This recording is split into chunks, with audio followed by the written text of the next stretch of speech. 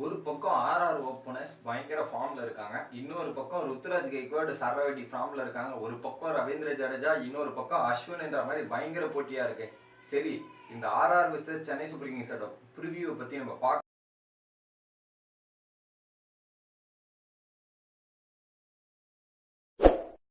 Video பிடிச்சிருந்தா like பண்ணிட்டு அப்படியே சப்ஸ்கிரைப் பண்ணி சப்போர்ட் பண்ணுங்க. சரி வாங்க கனெக்ட் பண்ணலாம். கிட்டத்தட்ட பார்த்தீங்கன்னா ரெண்டு டீமுமே செம்மையா ஸ்டார்ட் பண்ணியிருக்காங்க. இப்போ ஐபிஎல் பொறுத்த வரையும் 2 வின்னு 1 லாஸ் 2 வின்னு 1 லாஸ்ன்ற மாதிரி வந்துட்டு இருக்காங்க. அந்த வகையில் பார்த்தீங்கன்னா ராஜஸ்தான் ராயல் டீம் எடுத்து பார்த்தீங்கன்னா கிட்டத்தட்ட அவங்க பேட்டிங் ஆடினாவே 200 ரன் அடிக்கிறாங்க. ஃபர்ஸ்ட் மேட்ச் ஒரு 200 ரன், செகண்ட் மேட்ச் ஒரு சேஸ் பண்ணி ஒரு 197 கிட்ட தோத்தாங்க, மூணாவது மேட்ச் 199. ஸோ ராஜஸ்தான் பேட் ஆடினா 200 கன்ஃபார்ம் அப்படின்ற மாதிரி அவங்க பேட்டிங் லைன் இருக்கு. ஸோ அதுக்கேற்ற மாதிரி 3 பேர் வந்து பயங்கரமாக பர்ஃபார்மன்ஸ் பண்ணியிருக்காங்க. அதில் பார்த்தீங்கன்னா ஒரு பக்கம் ஜாஸ் தபாஸ், ஜெய்ஸ்வால் மற்றும் சாம்சன், இவங்க 3 பேர் தாங்க பயங்கர ஃபார்ம்ல இருக்காங்க. அதுக்கப்புறம் லாஸ்டா வந்து இட்மைர் வந்து அவருடைய ஃபார்மை கிளாஸை காமிச்சிட்டு போறாரு, அந்த அளவுக்கு கிளியர் பண்றாங்க. ஸோ இவங்க 3 பேருமே அந்த லிஸ்ட்ல வந்துட்டாங்க. அந்த லீடிங் ரன் ஸ்கோர் லிஸ்ட்ல ஒரு பக்கம் பயங்கரமா பண்ணிட்டு இருக்காங்க. ஆர்ஆரை பொறுத்தவரையும் பேசிக்கா அவங்களோட ப்ராப்ளம் எங்க இருக்குன்னு பாத்தீங்கன்னா ரியான் பராக் மற்றும் தேவ்தத் படிக்கல். ஸோ அவங்க கிட்ட இருந்து ரன்னே வரல. அந்த 4வது ஸ்லாட் யாரை விளையாட வைக்க போறாங்க, அது ஒரு கேள்விக்குறியா இருக்கு. தேவ்தத் படிக்கல் ஓப்பனிங்னா நல்லா விளையாடுவார், அந்த 4th பொசிஷன்ல அவர் கம்ஃபர்டபுளா இல்ல போல. அதனால தான் போன மேட்ச்லயுமே அவரை டிராப் பண்ணி உட்கார வச்சிருந்தாங்க. இது ஒரு பக்கம் இருக்கு. பட் இதே நம்ம சென்னை சூப்பர் கிங்ஸ் சைடு வந்தீங்கன்னா பாத்தீங்கன்னா பயங்கரமா இருக்குங்க. பட் இதுல நம்ம சென்னை சூப்பர் கிங்ஸ் சைடு எடுத்தோம்னா இப்ப சில பிரச்சனைகள்லாம் வந்திருக்கு. ஒரு பக்கம் தீபக் சகர், பென் ஸ்டோக், இதை பத்தி நம்ம தெரிஞ்சுக்கணும். முதல்ல தீபக் சகர் வந்து இன்னும் கொஞ்சம் தெரியல. ஸ்கேன்ஸ் ரிப்போர்ட்ஸ் எல்லாம் போயிட்டு இருக்கு, கூடி சீக்கிரத்துல அப்டேட் வரும் அப்படின்ற மாதிரி சென்னை சூப்பர் கிங்ஸ் தரப்புல இருந்து சொல்லியிருக்காங்க. அவர் ஆடுவாரா மாட்டாரா, இந்த மேட்ச் ஆட மாட்டாரு, பட் எத்தனை மேட்ச் கழிச்சு ஆடுவாரு அப்படின்றது சென்னை சூப்பர் கிங்ஸ் விரைவில் சொல்றதா ஒரு தகவல் வந்துட்டு இருக்கு. இன்னொரு பக்கம்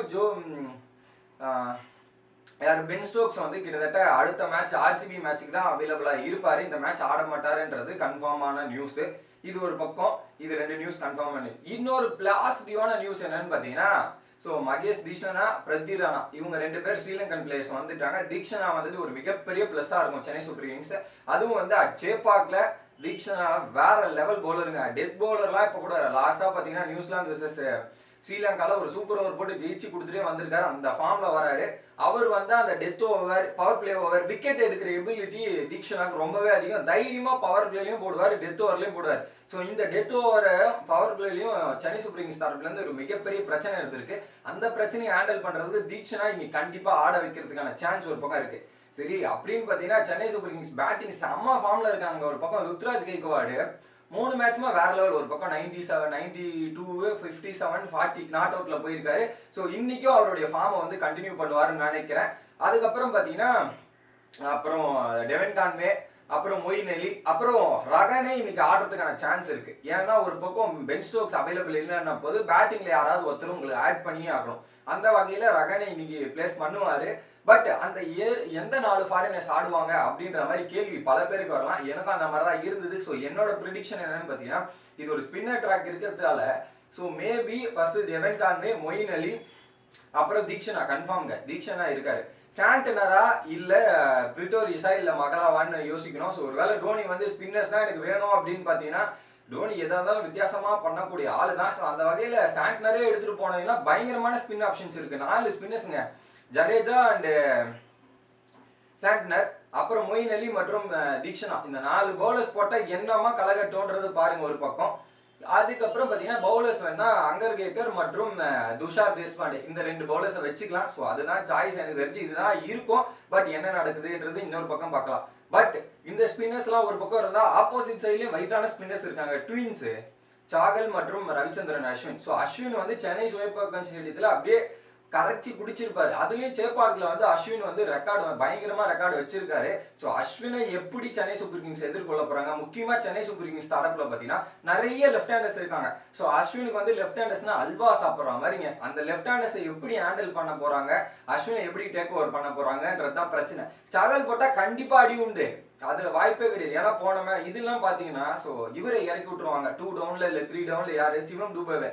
ஸ்பின்னர்ஸ் வந்தா அட்டாக் பா, உன்னோட வேலை என்ன, ஸ்பின்னர்ஸ் போட்டா செட்டில் டவுன் பண்ண விடாத, தூக்கி தூக்கி அடி அப்படின்ற மாதிரி அடிக்கிறதுக்கான வாய்ப்பு தான் இறக்குவாங்க ஒரு பக்கம் சிவம் டூபேவே. பட் அந்த லெஃப்ட் ஹேண்டர்ஸ் வந்தா அஸ்வின் கிட்ட கொடுக்கும்போது அந்த அஸ்வின் 4 ஓவர் எப்படி டாக்டிக்கலா ஹேண்டில் பண்றாங்க, அதை எப்படி எடுத்துட்டு போறாங்கன்றத நம்ம வெயிட் பண்ணி முக்கியமா பார்க்கணுங்க. அது ஒரு பக்கம். இன்னொரு பக்கம் பாத்தீங்கன்னா ட்ரெண்ட் போல்ட் கொஞ்சம் ட்ரபிள் பண்றதுக்கான வாய்ப்பு இருக்கு இனிஷியலா. Trent Boult against Ruturaj Gaikwad பாத்தீங்கன்னா 21 பால்ல 3 வாட்டி டிஸ்மிஸ் ஆயிருக்காரு. சோ அந்த ஸ்ட்ரைக் ரேட்டும் கொஞ்சம் கம்மியா இருக்கு. சோ அந்த ட்ரெண்ட் போல்ட் ஓவரை மட்டும் கொஞ்சம் பார்த்து விளையாடிட்டு அதுக்கப்புறம் ஸ்பின்னர்ஸ் டேக் டவுன் பண்ணா நல்லா இருக்கும்னு நினைக்கிறேன். அது மட்டும் தான் ஒரு பக்கம் வீக்னஸ்.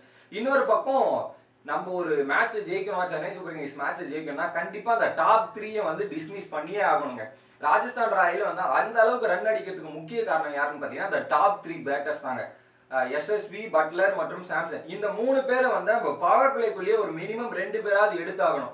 ஜாஸ் பட்லராவது இல்ல சாம்சனாவது எஸ்எஸ்பியாவது இந்த 3 பேரை எடுத்தாதான் சென்னை சூப்பர் கிங்ஸ் அந்த ஸ்கோரை கம்மி பண்றதுக்கும் இல்ல எவ்வளவு ரன் கொடுத்தாலும் அவங்க சேஸ் பண்றதுக்கான வாய்ப்பு இருக்கு. அந்த 3 பேரை தூக்க வேண்டிய கடமையில அவங்க இருக்காங்க. ஸோ அந்த வகையில பாத்தீங்கன்னா ஒரு பக்கம் ஃபாஸ்ட் பவுலர்ஸ்லாம் ரொம்பவே கம்ஃபர்டபுளா ஜாஸ் பட்லர் ஆடிடுவாரு. அவருக்கு வீக்னஸ் ஸ்பின் தான். பட் சஞ்சு சாம்சனுக்கு அப்படியே ஆப்போசிட்டுங்க. அவருக்கு ஃபாஸ்ட் பவுலர் தான் கொஞ்சம் வீக்னஸ், ஸ்பின்னர்ஸ்லாம் அப்படியே கம்ப்ளீட்டா டேக் டவுன் பண்ணிடுவாரு. ஸோ ஜாஸ் த பாஸை வந்து முதல்ல தூக்கணுன்றது தான் சென்னை சூப்பர் கிங்ஸோட குறிக்கோளாவே மெயினா இருக்கும். அது மட்டும் இல்லாம ராஜஸ்தான் ராயலை பொறுத்தவரையும் ஸ்பேஸ் பவுலர்ல கொஞ்சம் அவங்களுக்கு 5வது பவுலர்ல கொஞ்சம் இஷ்யூ இருக்குங்க. என்னதான் அவங்க டீம்ல எல்லாமே நிறைய ஆல்ரவுண்டர் காம்பினேஷன்லாம் செட் ஆனாலுமே அந்த 5வது பவுலர் அவங்களோட இஷ்யூ வந்து கொஞ்சம் பெருசாவே இருக்கு. ஆசிப் வச்சாங்க அவர் 50 ரன், சைனி எடுத்துட்டு வந்தாங்க அவர் 50 ரன்ன்ற மாதிரி ரன்னுக்கு மேல ரன் அந்த 5வது பவுலருக்கு அவங்களுக்கு அந்த போன வருஷத்துல இருந்து அந்த ப்ராப்ளம் கண்டினியூ ஆகிட்டு இருக்கு. இது இந்த மேட்ச்ல என்ன நடக்க போகுதுன்றது தெரியல. பட் ரெண்டு பக்கம் பாத்தீங்கன்னா ஒரு பக்கம் பேட்டிங் லைஃப் ஸ்ட்ராங்கா இருக்கு, இன்னொரு பக்கம் ஸ்பின்னர்ஸ் இருக்காங்க. ஸோ ரெண்டுமே செம்ம ஸ்ட்ராங் சைடுங்க. ஸ்பின்னர்ஸ் வைஸும் சரி பேட்டிங் வைஸும் சரி செம்ம ஸ்ட்ராங்கான சைடு. ஸோ இதுல எந்த டீம் ஜெயிக்க போகுது, நீங்க என்ன நினைக்கிறீங்க அப்படின்றத கமெண்ட் பண்ணுங்க.